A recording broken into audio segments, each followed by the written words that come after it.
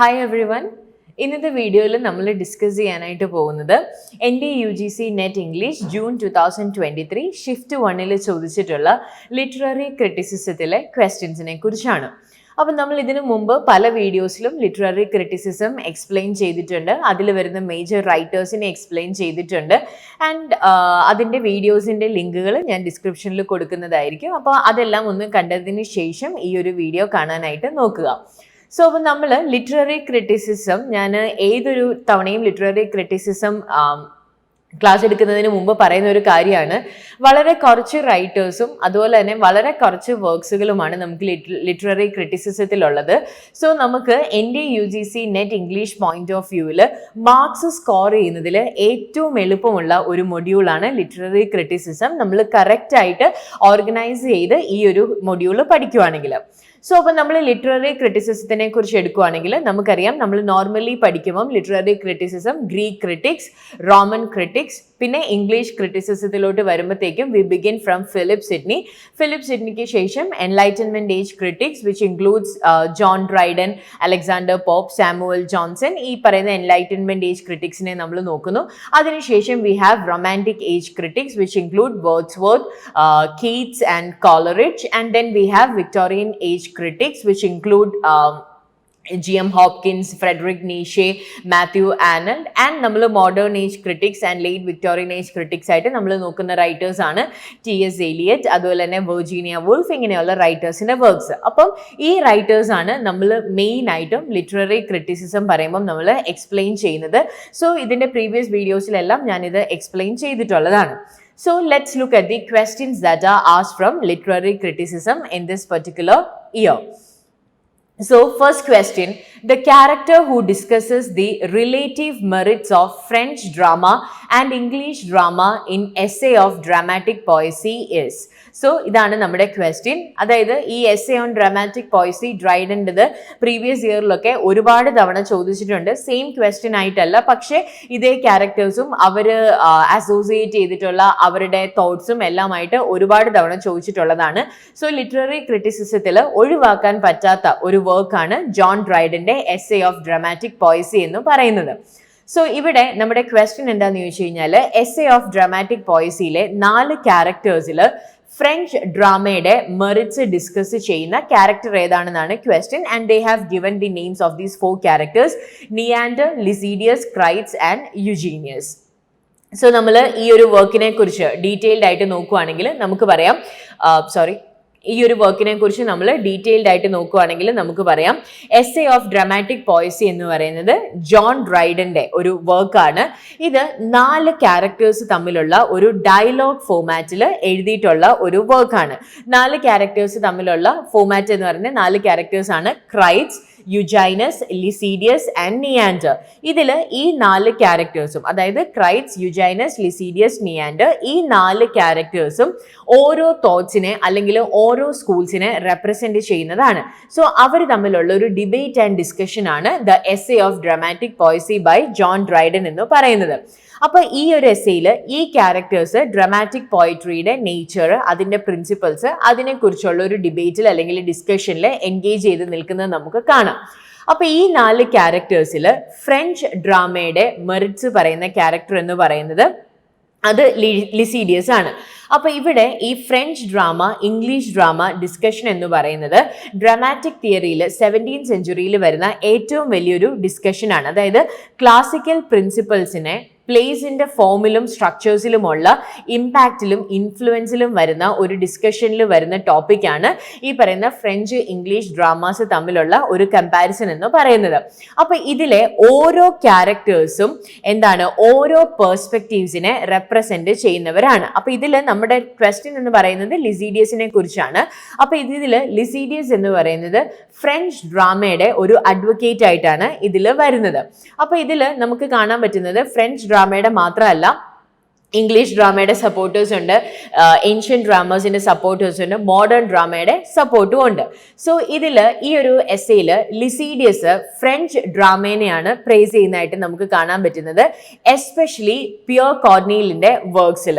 അതുപോലെ തന്നെ and what he എന്താണ് എസ്പെഷ്യലി അദ്ദേഹം ഫ്രഞ്ച് ഡ്രാമേനെ സപ്പോർട്ട് ചെയ്യുന്നത് because of it strict adherence to the classical unities of time, place and action ആണ്. കാരണം ഈ ഒരു ടൈമിൽ English dramas with the influence of Shakespeare and other Elizabethan age writers, they moved away from these three unities. അപ്പോൾ ആ ഒരു strict adherence to the three unities ആണ് ഇവിടെ ഫ്രഞ്ച് ഡ്രാമേനെ ലിസീഡിയസ് സപ്പോർട്ട് ചെയ്യുന്നതിന്റെ മേജർ റീസൺ എന്ന് പറയുന്നത്.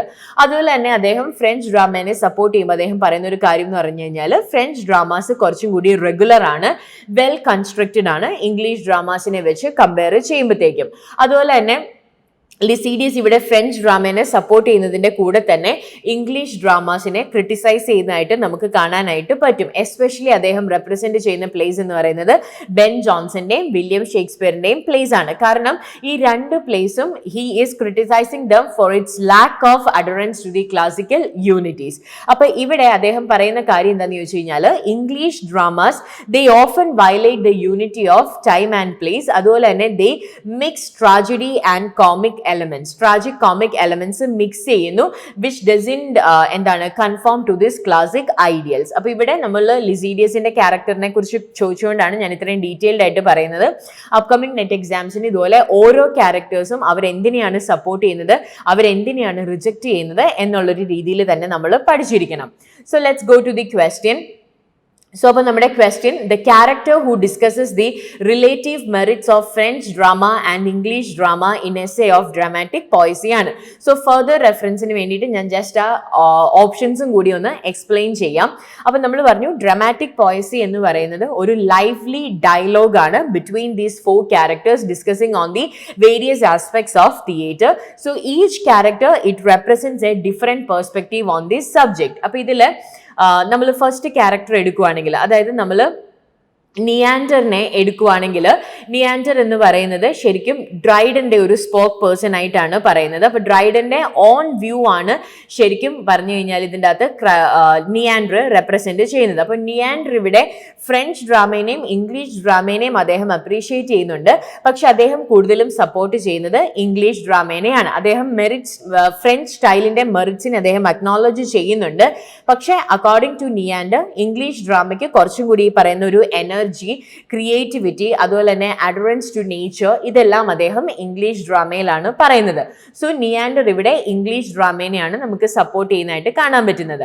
ലിസീഡിയസിന്റെ കാര്യം നമ്മൾ പറഞ്ഞു. ലിസീഡിയസ് എന്ന് പറയുന്നത് ഫ്രഞ്ച് ഡ്രാമേനെ സപ്പോർട്ട് ചെയ്യുന്നതാണ് because of its adherence to the classical unities. അതുപോലെ തന്നെ അദ്ദേഹം പിയർ കോർണിയലിന്റെ വർക്ക്സ് എല്ലാമാണ് പ്രേസ് ചെയ്യുന്നത്. ഫ്രഞ്ച് പ്ലേസ് കുറച്ചും കൂടി റെഗുലർ ആണ്, വെൽ സ്ട്രക്ചേർഡ് ആണ്, ക്ലാസിക്കൽ ഐഡിയൽസിനെ എല്ലാം സപ്പോർട്ട് ചെയ്യുന്നു. ആ ഒരു രീതിയിലാണ് ലിസീഡിയസിനെ സപ്പോർട്ട് ചെയ്യുന്നത്. ഇനി അടുത്ത ക്യാരക്ടർ എന്ന് പറയുന്നത് ക്രൈറ്റ്സ് ആണ്. ക്രൈറ്റ്സ് ആക്ച്വലി ഓൾഡർ ജനറേഷന്റെ വ്യൂ പോയിന്റിനെ സപ്പോർട്ട് ചെയ്യുന്ന ഒരു ക്യാരക്ടറാണ്. ഇംഗ്ലീഷ് ഡ്രാമയുടെ കറന്റ് സ്റ്റേറ്റിന്റെ ക്രിറ്റിസിസം ആണ് ബേസിക്കലി ക്രൈറ്റ്സ് കൊണ്ടുവരുന്ന ഒരു ഇതെന്ന് പറയുന്നത്. അതായത് ഈ പറയുന്ന ഇംഗ്ലീഷ് ഡ്രാമയുടെ ഷോർട്ട് കമ്മിങ്സ് അതെല്ലാമാണ് അദ്ദേഹത്തിന്റെ മേജർ കൺസേൺസ് എന്ന് പറയുന്നത്. അപ്പൊ ക്രൈറ്റ്സ് കൂടുതലും അസോസിയേറ്റ് ചെയ്യുന്നതെന്ന് പറഞ്ഞു കഴിഞ്ഞാൽ ഈ പറയുന്ന criticism of the modern drama, especially the the mixing of tragic and comic elements, and he more favors to the adherence to the classical unities. പിന്നെ നമുക്കുള്ളത് യുജൈനസ് ആണ്. യുജൈനസ് ഡ്രൈഡന്റെ വേറൊരു പോയിന്റ് ഓഫ് വ്യൂ ആണ് പറയുന്നത്. അദ്ദേഹം ഇംഗ്ലീഷ് ഡ്രാമ, അതായത് മോഡേൺ, ഏൻഷ്യൻ വേഴ്സസ് മോഡേണിൽ മോഡേണെ സപ്പോർട്ട് ചെയ്യുന്നതാണ് യുജൈനസ് എന്ന് പറയുന്നത്.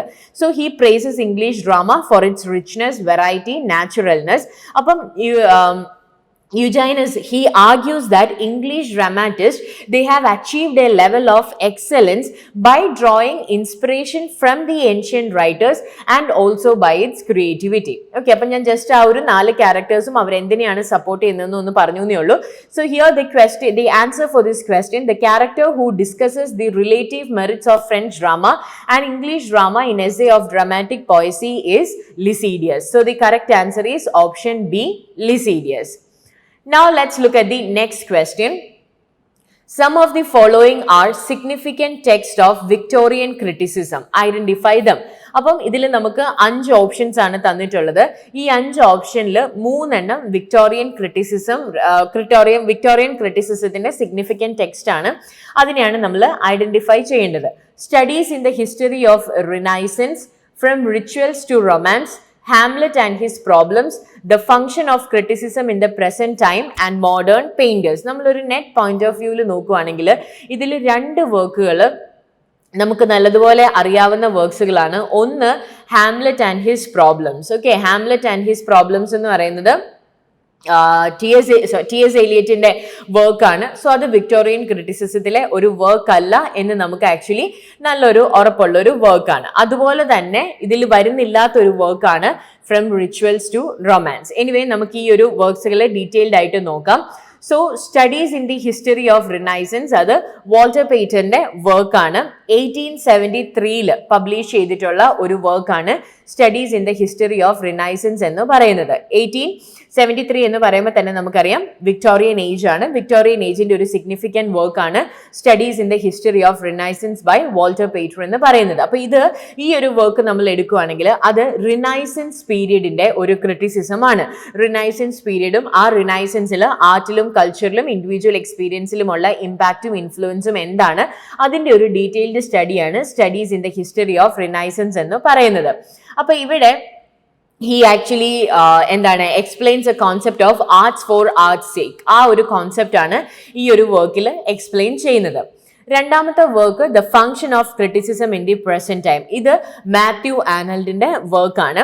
മാത്യു ആനൽഡിന് നമുക്കറിയാം ഒരു പ്രൊമിനന്റ് വിക്ടോറിയൻ ക്രിട്ടിക് ആണ്. അദ്ദേഹം ലിറ്റററി ക്രിറ്റിസിസത്തിന്റെ റോൾ എന്താണ്, ലിറ്റററി ക്രിറ്റിസിസത്തിന്റെ പേർപ്പസ് എന്താണ്, ഈ പറയുന്ന കാര്യങ്ങളെല്ലാം എക്സ്പ്ലെയിൻ ചെയ്യുന്ന അദ്ദേഹത്തിന്റെ ക്രിട്ടിക്കൽ എസ്സേ ആണ് the function of criticism in the present essay എന്ന് പറയുന്നത്. ഇത് ആക്ച്വലി 1864 ഒരു ലെക്ചർ ആയിട്ട് അദ്ദേഹം പ്രസന്റ് ചെയ്യുന്നതാണ്. പിന്നീട് അടുത്ത വർഷം 1865 അദ്ദേഹം അത് പബ്ലിഷ് ചെയ്യുന്നതായിട്ട് നമുക്ക് കാണാം. സോ അപ്പോൾ ഇവിടെ what is criticism, the idea of criticism, ഈ ക്രിറ്റിസിസം എങ്ങനെയാണ് സൊസൈറ്റിയുടെ ഓവറോൾ ഗ്രോത്തിനെ ഹെൽപ്പ് ചെയ്യുന്നത്, ഈ കാര്യങ്ങളെല്ലാം ഡിസ്കസ് ചെയ്യുന്ന ഒരു വർക്കാണ് the function of criticism in the present time. So ഇത് രണ്ടും വിക്ടോറിയൻ ക്രിറ്റിസിസത്തിന്റെ സിഗ്നിഫിക്കന്റ് വർക്ക്സ് ആണ്. അടുത്തതാണ് ജോൺ റസ്കിന്റെ മോഡേൺ പെയിന്റേഴ്സ്. ജോൺ റസ്കിന്റെ മോഡേൺ പെയിന്റേഴ്സ് 1843 ആദ്യമായിട്ട് പബ്ലിഷ് ചെയ്യുന്നതാണ്. പിന്നീട് ഇതിന്റെ സബ്സിക്വന്റ് വോളിയൂംസ് ആയിട്ട് വരുന്നു. ഫൈനലി 1860 വോളിയം 5 വരെ ഇതിനെ പബ്ലിഷ് ചെയ്തിട്ടുണ്ട്. അപ്പൊ ഇതും വിക്ടോറിയൻ ക്രിറ്റിസിസത്തിലെ ഒരു സിഗ്നിഫിക്കന്റ് വർക്ക് ആയിട്ട് നമുക്ക് കാണാനായിട്ട് പറ്റും. ഇവിടെയും the talk is about art and aesthetics, contemporary ആർട്ടിന്റെ ഒരു criticism and his advocacy to return back to the medieval art. അതാണ് basically modern painters by John റസ്കിനിൽ പറയുന്നത്. So let's look at the question once again. Some of the following are significant text of Victorian criticism. അപ്പോൾ നമ്മൾ പറഞ്ഞു studies in the history of renaissance, അത് Walter പേറ്റന്റെ Victorian text ആണ്. From rituals to romance, rituals to romance ശരിക്കും ഒരു modern age literary criticism ആണ്, published by Jessie L വെൽസൺ. ഇത് ഈ പറയുന്ന പോലെ മിഡീവൽ ലിറ്ററേച്ചറിനെയും അതായത് ഈ ഏൻഷ്യൻ ഗ്രെയിൽ മിത്ത് അതിൻ്റെ എല്ലാം ഒരു ക്രിറ്റിസിസം ആണ്. പിന്നെ ഹാംലെറ്റ് ആൻഡ് ഹിസ് പ്രോബ്ലംസ് നമുക്കറിയാം, അത് ടി.എസ്. എലിയറ്റിന്റെ വർക്കാണ് which was published in 1919 and അത് ഷേക്സ്പിയറിന്റെ ഒരു ക്രിറ്റിസിസം ആണ്. So the function of criticism in the present time Mathew anal Victorian ആണ്. മോഡേൺ പെയിന്റേഴ്സ് അതും വിക്ടോറിയൻ ഏജ് വർക്കാണ്. So D and E is the correct option. So A, D and E comes as option B. So നമ്മുടെ correct answer എന്ന് പറയുന്നത് option B ആണ്.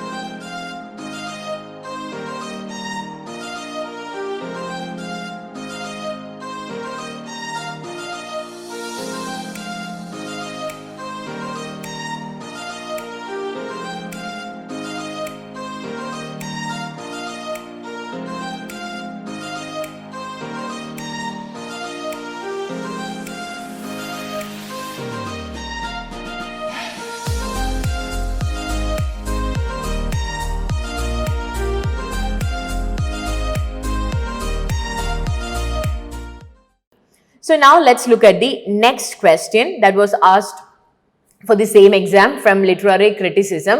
So ഇവിടെ actually 4 list, I mean 2 ലിസ്റ്റാണ് നമുക്ക് തന്നിട്ടുള്ളത്. List 1 it's about the terms and list 2 the corresponding ക്രിറ്റിക്സിന്റെ പേരുമാണ് കൊടുത്തിട്ടുള്ളത്. So let's read it. List 1, response to Stephen Gosson, the individual talent, catharsis, sweetness and light. List 2, Aristotle, Matthew Arnold, T.S. Eliot and Philip Sidney. So ഇത് വളരെ actually simple ആയിട്ടുള്ള ഒരു question ആണ്. കാരണം response നമുക്ക് ആ ഒരു ക്രിറ്റിസിസത്തിന്റെ ഈ പറയുന്ന 4 ക്രിറ്റിക്സിന്റെ Aristotle, Matthew Arnold, T S Eliot, Philip Sidney, ഈ 4 ക്രിറ്റിക്സിന്റെയും ജസ്റ്റ് ഒരു ഇൻട്രൊഡക്ഷൻ അറിയാമെങ്കിൽ തന്നെ നമുക്ക് ഈ ഒരു ക്വസ്റ്റ്യൻ ആൻസർ ചെയ്യാനായിട്ട് പറ്റും. നമുക്ക് ഓരോ കോൺസെപ്റ്റ്സ് വെച്ച് നോക്കാം. So response to Stephen Gosson, നമുക്കറിയാം ഫിലിപ്പ് സിഡ്നിയുടെ സ്റ്റീഫൻ ഗോസന്റെ ഒരു വർക്ക് ആയിരുന്നു school of abuse, in which he abuse the theatre of Elizabethan time. അപ്പൊ അതിനോടുള്ള ഫിലിപ്പ് സിഡ്നിയുടെ റെസ്പോൺസ് ആണ് ആൻ അപ്പോളജി ഫോർ പോയട്രി എന്ന് പറയുന്നത്. So an apology for poetry, it is a defence of poetry written in response to Stephen Gosson's attack on literature, the school of abuse. അപ്പൊ ഈ school of അബ്യൂസിൽ ഗോസൺ he criticises poetry and drama as morally corrupting. കാരണം അദ്ദേഹം ഒരു Puritan ആയിരുന്നു. അപ്പൊ പ്യൂരിറ്റൻസിനെ support ചെയ്തുകൊണ്ട് പോയട്രിയും ഡ്രാമയും morally corrupting ആണ് എന്നൊരു പോയിന്റ് ഓഫ് വ്യൂല് അദ്ദേഹം എഴുതിയ വർക്കാണ് ദ സ്കൂൾ ഓഫ് അബ്യൂസ് എന്ന് പറയുന്നത്. അപ്പം സിഡ്നി അതിനോടുള്ള ഒരു റെസ്പോൺസ് ആയിട്ട് എഴുതുന്നതാണ് an apology for poetry, which is also known as a defence of poesy. അപ്പൊ ഈ ഒരു റെസ്പോൺസിൽ അദ്ദേഹം പോയട്രീനെ ഡിഫെൻഡ് ചെയ്യുവാണ്. ഒരു നോബിൾ എഡ്യൂക്കേറ്റീവ് ആർട്ട് ഫോം ആണ്. പ്ലേറ്റോയുമായിട്ടുള്ള അദ്ദേഹത്തിന്റെ ഗ്രൗണ്ട്സിൽ സപ്പോർട്ട് ക്ലിയർ ചെയ്യുന്നതെല്ലാമാണ് നമുക്ക് ഈ ഒരു വർക്കിൽ കാണാനായിട്ട് പറ്റുന്നത്. അപ്പം അദ്ദേഹം ഇവിടെ പറയുന്നത് പോയട്രി എന്ന് പറയുന്നതിന് ഒരു it has the power to inspire, or it has the power to inspire this moral virtues and it provide a delightful entertainment while refuting Gosson's claims. അപ്പൊ അതാണ് റെസ്പോൺസ് ടു സ്റ്റീഫൻ ഗോസൺ. അപ്പൊ റെസ്പോൺസ് ടു സ്റ്റീഫൻ ഗോസൺ എന്ന് പറയുന്നത് it refers to Philip Sidney's response to Stephen Gosson's attack of poetry and drama in Sidney's work an apology for poetry. അടുത്തത് നമുക്കറിയാം individual talent. It is associated with T S Eliot. T S എലിയറ്റിന്റെ essay ആണ് tradition and individual talent, which was published in 1919. ഇതൊരു modernist essay ആണ്. ഈ ഒരു വർക്കിന്റെ അകത്ത് എലിയറ്റ് പറയുന്നത് എന്താണെന്ന് ചോദിച്ചു കഴിഞ്ഞാൽ ഈ പറയുന്ന ട്രഡീഷനും അതുപോലെ തന്നെ പോയറ്റിന്റെ ഇൻഡിവിജ്വൽ ക്രിയേറ്റിവിറ്റിയും തമ്മിലുള്ള ഒരു റിലേഷൻഷിപ്പിനെ കുറിച്ചാണ് ബേസിക്കലി ടി എസ് എലിയറ്റ് പറയുന്നത്. അതായത് അദ്ദേഹം പറയുന്നത് ഒരു ട്രൂ ഒറിജിനാലിറ്റി എന്ന് പറയുന്നത് it comes with the engagement with literary tradition. അപ്പം അദ്ദേഹം പറയുന്നത് ഒരു poet he should engage in a dialogue with the past while contributing to the ongoing tradition of literature. അപ്പോൾ individual talent എന്ന് പറയുന്നത് the term is closely associated with T.S. Eliot. പിന്നെ നമുക്കറിയാം catharsis. It is a term coined by associated with Aristotle's poetics. Catharsis എന്ന് പറയുന്നത് ശരിക്കും എന്താണ്? Poetics എന്ന് പറയുന്നത് ഒരു ലിറ്റററി തിയറിയുടെ തന്നെ ഒരു ഫൗണ്ടേഷണൽ വർക്ക് ആയിട്ട് നമ്മൾ റിഗാർഡ് ചെയ്യുന്ന ഒരു വർക്കാണ് അരിസ്റ്റോട്ടലിന്റെ പോയറ്റിക്സ്. അപ്പൊ ഇതിൽ ആണ് അദ്ദേഹം കത്താർസിസ് എന്ന് പറയുന്ന ഒരു കോൺസെപ്റ്റ് ഇൻട്രൊഡ്യൂസ് ചെയ്യുന്നത്. കത്താർസിസ് എന്ന് പറഞ്ഞു കഴിഞ്ഞാൽ ഒരു ഇമോഷണൽ ക്ലെൻസിങ്, അല്ലെങ്കിൽ it's actually an emotional purgation experienced by the audience while witnessing a tragedy. ഒരു ട്രാജഡി കാണുമ്പം ഒരു ഓഡിയൻസിന് തോന്നേണ്ടത് പിറ്റി ആൻഡ് ഫിയർ ആണ്. പിറ്റി ഇൻ ദ സെൻസ് ആ പറയുന്ന ക്യാരക്ടറിനോടുള്ള ഒരു പിറ്റിയും, fear that it might happen to us എന്നുള്ളൊരു ഇത്. ഈ രണ്ട് കാര്യങ്ങളും ഒരു കാണുന്ന ഒരു ഓഡിയൻസിന് വരുവാണെങ്കിൽ he or she will have this emotional purgation. ആ ഒരു ഇമോഷണൽ പെർഗേഷനെയാണ് അദ്ദേഹം കത്താർസിസ് എന്ന് പറയുന്നത്. അതായത് ആ ഒരു ഇമോഷണൽ ഇന്റൻസിറ്റി അല്ലെങ്കിൽ ആ ഒരു ട്രാജിക് പ്ലോട്ടിൽ വരുന്ന ഒരു purifying effect on the spectators, അതിനെയാണ് നമ്മൾ കത്താർസിസ് എന്ന് പറയുന്നത്. പിന്നെ അടുത്തതാണ് sweetness and light. Sweetness and light എന്ന് പറയുന്ന ഈ ഒരു phrase it is associated with Matthew ആർണൽഡുമായിട്ട് അസോസിയേറ്റ് ചെയ്തിട്ടുള്ള ഒരു ഫേസ് ആണ് സ്വീറ്റ്നെസ് ആൻഡ് ലൈറ്റ്. അത് വരുന്ന എസ്സേ എന്ന് പറയുന്നത് അദ്ദേഹത്തിന്റെ കൾച്ചർ ആൻഡ് ആനക്കി എന്ന് പറയുന്ന 1869 എസ്സേയിലാണ്. സോ ഈ ഒരു ടേം ആർണൽഡ് യൂസ് ചെയ്യുന്നത് to express his vision of a harmonious and enlighten society. ഒരു വളരെ ഹാർമണിയിൽ താമസിക്കുന്ന അല്ലെങ്കിൽ ഒരു എൻലൈറ്റൻ സൊസൈറ്റീനെ റെഫർ ചെയ്യാൻ വേണ്ടിയിട്ട് അദ്ദേഹം യൂസ് ചെയ്യുന്ന ടേം ആണ് സ്വീറ്റ്നെസ് ആൻഡ് ലൈറ്റ് എന്ന് പറയുന്നത്. അപ്പോൾ സ്വീറ്റ്നെസ് ആൻഡ് ലൈറ്റ് എന്ന് പറയുന്നത് it represents the pursuit of both moral and intellectual excellence through culture and education. അപ്പൊ ഇവിടെ Matthew Arnold he advocates for a balance between these qualities sweetness and light in order for the improvement of the society. So അതാണ് anal uses the term sweetness and light to express his vision of a harmonious and enlightened society achieved through culture, education and intellectual pursuits. Okay, അപ്പോൾ അതാണ് basically ഇതിൻ്റെ അകത്ത് പറയുന്നത്. Let's look at the question. So response to Stephen Gosson, Philip Sidney, the individual talent, T.S. Eliot, catharsis, Aristotle, sweetness and light, Matthew Arnold. So A 4, B 3, C 1 and D 2. So the correct answer is option B, A 4, B 3, C 1 and D 2. Okay, so the correct answer is option B. So now let's look at the next question. Another question from literary criticism. Again a match the following question. So ഇവിടെയും നമുക്ക് list 1ൽ ഈ പറയുന്ന കോൺസെപ്റ്റ്സുകളാണ് തന്നിട്ടുള്ളത്. List 2ൽ അതിനോട് associate ചെയ്തിട്ടുള്ള അല്ലെങ്കിൽ relate ചെയ്തിട്ടുള്ള റൈറ്റേഴ്സിനെ. So list 1 egotistical sublime, B willing suspension of disbelief, C touched on, D pleasures of imagination. And list 2 we have Matthew Arnold, Joseph Addison, John Keats and Samuel Taylor Coleridge. ഇതും ഈ പറയുന്ന ഒരു easy ലെവലുള്ള ഒരു question ആണ്. കാരണം ഇതിനകത്ത് പല ടേംസുകളും വളരെ ഫെമിലിയർ ആണ്. എസ്പെഷ്യലി വില്ലിംഗ് സസ്പെൻഷൻ അല്ലെങ്കിൽ ഇതിനകത്ത് എല്ലാ ടേംസും തന്നെ ഫെമിലിയർ ആണ്. Egotistical sublime, willing suspension of disbelief, touched on, ഇതെല്ലാം തന്നെ ഫെമിലിയർ ആയിട്ടുള്ള ഒരു വർക്കാണ്. അതാണ് ഞാൻ പറഞ്ഞത്. ക്രിറ്റിസിസം നമ്മൾ പഠിച്ചിട്ട് പോകണമെങ്കിൽ നമുക്ക് എക്സാമിന് മാർക്ക് സ്കോർ ചെയ്യാനായിട്ടുള്ള ചാൻസസ് കൂടുതലാണ്. So about egoistical sublime എന്ന് പറയുന്നത് ജോൺ കീറ്റ്സിന്റെ ഒരു ടേം ആണ്. അദ്ദേഹം ഒരു ലെറ്ററിൽ കൊണ്ടുവരുന്ന ഒരു ടേം ആണ് ഈഗോയിസ്റ്റിക്കൽ സബ്ലൈം എന്ന് പറയുന്നത്. അതായത് ഈ പറയുന്ന ഒരു പോയറ്റിന്റെ imagination how it is intimately connected with the natural world, അതിനെയാണ് നമ്മൾ ഈഗോയിസ്റ്റിക്കൽ സബ്ലൈം എന്ന് പറയുന്നത്. നെഗറ്റീവ് കേപ്പബിലിറ്റി പോലെ തന്നെ അദ്ദേഹം പറയുന്ന ഒരു ടേം ആണ് ഈഗോയിസ്റ്റിക്കൽ സബ്ലൈം. അദ്ദേഹം പറയുന്ന കാര്യം എന്താണെന്ന് ചോദിച്ചു കഴിഞ്ഞാൽ ഒരു subjective emotional qualities of the sublime which contrast with the traditional objective views of the sublime. ആ ഒരു പഴയ സബ്ലൈമും പുതിയ സബ്ലൈമും തമ്മിലുള്ള ആ ഒരു ഡിഫറൻസ് കാണിക്കാൻ വേണ്ടിയിട്ട് അദ്ദേഹം കൊണ്ടുവരുന്ന ഒരു ടേം ആണ് ഈഗോയിസ്റ്റിക്കൽ സബ്ലൈം എന്ന് പറയുന്നത്. പിന്നെ അടുത്തതാണ് വില്ലിംഗ് സസ്പെൻഷൻ ഓഫ് ഡിസ്ബിലീഫ്. അത് കോളറിഡ്ജിന്റെ ഒരു ടേം ആണ്. അതായത് വില്ലിംഗ് സസ്പെൻഷൻ ഓഫ് ഡിസ്ബിലീഫ് എന്ന് പറഞ്ഞു കഴിഞ്ഞാൽ ഈ പറയുന്ന സൂപ്പർ നാച്ചുറൽ എലമെന്റ്സ് അല്ലെങ്കിൽ ഗോത്തിക് ഹൊറർ എലമെന്റ്സ് വരുമ്പോഴത്തേക്കും any reader has this tendency to disbelieve or willing suspension of disbelief. അത് ഇപ്പൊ സൂപ്പർ നാച്ചുറൽ എലമെന്റ്സ് ആയിട്ടുള്ള കാര്യങ്ങൾ അത് നടക്കില്ല എന്ന് നമുക്കറിയാമെങ്കിലും നമ്മൾ അത്ര സ്കെപ്റ്റിക് ആയിട്ടായിരിക്കില്ല ആ ഒരു ഏരിയനെ അപ്രോച്ച് ചെയ്യുന്നത്. നമ്മുടെ ആ ഒരു ഡിസ്ബിലീഫ് അത് നമ്മൾ വില്ലിംഗ്ലി അവിടെ സസ്പെൻഡ് ചെയ്ത് വെച്ചിരിക്കുകയാണ്. So we are ready to believe these horror, gothic or super natural elements. ആ ഒരു കോൺസെപ്റ്റിനെയാണ് അദ്ദേഹം വില്ലിംഗ് സസ്പെൻഷൻ ഓഫ് ഡിസ്ബിലീവ് എന്ന് പറയുന്നത്. അതായത് it refers to the readers willingness to temporarily set aside skepticism and accept the fantastical elements or implausible situations presented in a work of fiction. അപ്പോൾ ഈ ഒരു suspension നമ്മൾ ആ ഒരു ഡിസ്ബിലീവിനെ അവിടെ സസ്പെൻഡ് ചെയ്ത് വെക്കുമ്പം ഈ പറയുന്ന ഓതർ ക്രിയേറ്റ് ചെയ്തിട്ടുള്ള ഇമാജിനറി വേൾഡിൽ ഫുള്ളി എൻഗേജ് ചെയ്യാനായിട്ട് ഈ പറയുന്ന റീഡറിന് പറ്റും. സോ അതാണ് വില്ലിംഗ് സസ്പെൻഷൻ ഓഫ് ഡിസ്ബിലീഫ് എന്ന് പറയുന്നത്.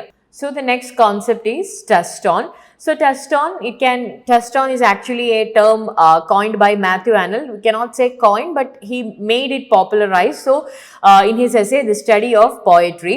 So a touched on can be a short passage from a recognized master's work used in assessing the relative merit of poetry and literature. So it's almost like you're taking a very famous statement or very short passage from a very famous work and then you are making it as the touched on, or you are making it as a brand and a way in which the other works to be compared. So that is what is called touched on by Matthew Arnold. Then we have Pleasures of the Imagination by Joseph Addison.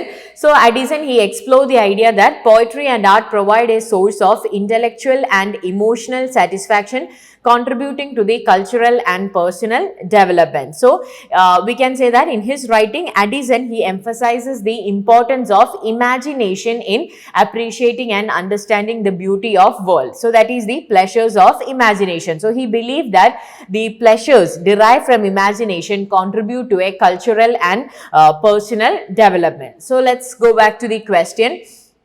So list 1, egoistical, sublime, willing suspension of disbelief, touched on pleasures of imagination. And in list 2, we have Matthew Arnold, Joseph Addison, John Keats and Samuel Taylor Coleridge. So egoistical, sublime, associated with John Keats, willing suspension of disbelief by Samuel Taylor Coleridge, touched on Matthew Arnold, pleasures of imagination, Joseph Addison. So A3, B4, C1, D2. A3, B4, C1, D2 comes as option A. So the correct answer is option A. So now let's look at the next question from literary criticism. Arrange the correct chronological sequence of the publication of the following text. We have Essay of Dramatic Poesy, A Room of One's Own, Culture and Anarchy, The Lives of the Poets, Preface to the Lyrical Ballads. All these are famous works when it comes to literary criticism. But the question is, you have to arrange them in a chronological sequence. So let's look at the essays in detail. So we have Essay of Dramatic Poesy, which comes as the first work. We know Essay of Dramatic Poesy, it is John Dryden's work, and it was likely written in 1667 or published in 1668. So among this is the first work that comes. So Essay of Dramatic Poesy, it is a work by John Dryden, published in 1668, because we know that if we know the work is written by John Dryden, I think this entire chronological order can be derived, because Dryden, he is a writer of Restoration period. So Essay of Dramatic Poesy, author is John Dryden, publication year is 1668. So we discussed about this work even in the beginning of this video. Then we have the Lives of the Poets. Lives of the Poets is actually a work written by Samuel Johnson. It's actually published in volumes from 1779 to 1881. So this is basically a biography or criticism by Samuel Johnson, in which he reflects, or this work we can say it reflects on Johnson's view of poetry. അതുപോലെ തന്നെ ഈ പറയുന്ന പല അതുവരെ ഉണ്ടായിരുന്ന പല writers like Milton, Dryden, Pope, ഇങ്ങനെയുള്ള റൈറ്റേഴ്സിന്റെ ഒക്കെ ഒരു അവരുടെ പോയത്തിന്റെ ഒക്കെ ഒരു അനാലിസിസ് ആയിട്ട് നമുക്ക് ഈ വർക്കിനെ കാണാനായിട്ട് പറ്റും. പിന്നെ നമുക്കുള്ളത് പ്രിഫേസ് ടു ലിറിക്കൽ ബാലഡ്സ് ആണ്. പ്രിഫേസ് ടു ലിറിക്കൽ ബാലഡ്സ് നമുക്കറിയാം വില്യം വേർഡ്സ്വർത്തും സാമുവൽ ടൈലർ കോളറിഡ്ജും കൂടി ഒന്നിച്ച് പബ്ലിഷ് ചെയ്യുന്നതാണ് ലിറിക്കൽ ബാലഡ്സ്. ഞാനത് ജസ്റ്റ് മെൻഷൻ ചെയ്തിട്ടുണ്ടെന്നേ ഉള്ളൂ. അത് ആദ്യമായിട്ട് പബ്ലിഷ് ചെയ്യുന്നത് 1798 പ്രിഫേസ് ടു ലിറിക്കൽ ബാലഡ്സ് ആദ്യമായിട്ട് വരുന്നത് 1800 okay, preface to lyrical ballads ആദ്യമായിട്ട് വരുന്നത് 1800 പിന്നീട് കൾച്ചർ ആൻഡ് ആനക്കി, അത് മാത്യു ആർണൽഡിന്റെ 1869 പബ്ലിഷ് ചെയ്തിട്ടുള്ള ഒരു വർക്കാണ്. A room of one's own, Virginia വൂൾഫിന്റെ മോഡേൺ എസ്സേ ആണ് 1929. അപ്പൊ നമുക്ക് ഈവൻ ദോ നമുക്ക് ഈ പറയുന്ന വർക്ക്സുകളുടെ കറക്റ്റ് ഇയർ ഓഫ് പബ്ലിക്കേഷൻ, ഇതിന്റെ എല്ലാം കറക്റ്റ് ഇയർ ഓഫ് പബ്ലിക്കേഷൻ പഠിക്കേണ്ടതാണ്, അത്രയും സിഗ്നിഫിക്കന്റ് ആയിട്ടുള്ള വർക്കുകളാണ്. സ്റ്റിൽ അതറിയില്ല എങ്കിൽ പോലും ഈ വർക്ക് എഴുതിയിട്ടുള്ള ആൾക്കാരെ റെക്കഗ്നൈസ് ചെയ്യുവാണെങ്കിൽ തന്നെ നമുക്ക് അവരെ പല ഏജിലോട്ട് ചെയ്യാനായി കാറ്റഗറൈസ് ചെയ്യാനായിട്ട് പറ്റും. And it would be really easy to answer this question. So ഈ ഒരു ഓപ്ഷൻ നമ്മൾ once again let's go back to the question. So നമ്മൾ ഓപ്ഷൻസ് എടുക്കുകയാണെങ്കിൽ Essay of Dramatic Poesy, Essay of Dramatic Poesy published in 1667 by John Dryden.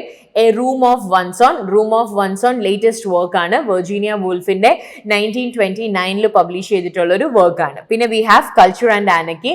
Culture and Anarchy was actually a work that was published in 1869. And then we have The Lives of Poets by Samuel Johnson, published from 1779 to 1781, and Preface to Lyrical Ballads in 1800. So appo ivide nammal correct options nokkuvaanengil Essay of Dramatic Poesy followed by Lives of the Poets followed by Preface to Lyrical Ballads by Culture and Anarchy and A Room of One's Own. So here the correct answer is option A. So അപ്പോൾ ഇത്രയും questions ആണ് നമുക്ക് June 2023 literary ക്രിറ്റിസിസത്തിൽ നിന്നുള്ളത്. അപ്പോൾ നമ്മൾ upcoming എക്സാംസിൽ literary criticism പഠിക്കുമ്പം ഓർക്കേണ്ട കാര്യങ്ങൾ എന്ന് പറയുന്നത് ലിറ്റററി ക്രിറ്റിസിസം ഈസ് ബേസിക്കലി എന്താണ്, നമ്മളതിലെ മേജർ റൈറ്റേഴ്സിനെ നോക്കുക, അവരുടെ വർക്ക്സുകൾ നോക്കുക, അത് വിത്ത് ഇയർ ഓഫ് പബ്ലിക്കേഷൻസ് അതിൽ നോക്കുക, ആ വർക്ക്സിൽ വരുന്ന മേജർ കോൺസെപ്റ്റ്സ് നോക്കുക. ശരിക്കും ഇത്രയും കാര്യങ്ങൾ മാത്രം നമ്മൾ പഠിച്ചാൽ തന്നെ ഒരു 5 to 6 ക്വസ്റ്റ്യൻസിൽ 3 to 4 ക്വസ്റ്റ്യൻസ് എങ്കിലും നമുക്ക് ആൻസർ ചെയ്യാനായിട്ട് പറ്റുന്നതാണ്. So make sure you put an effort on literary criticism. കാരണം ബാക്കിയുള്ള മൊഡ്യൂൾസുമായിട്ട് കമ്പയർ ചെയ്യുമ്പം ഈസിലി നമുക്ക് മാർക്ക് സ്കോർ ചെയ്യാൻ പറ്റുന്ന ഒരു മൊഡ്യൂളാണ് literary criticism. So that's all about this video. Thank you.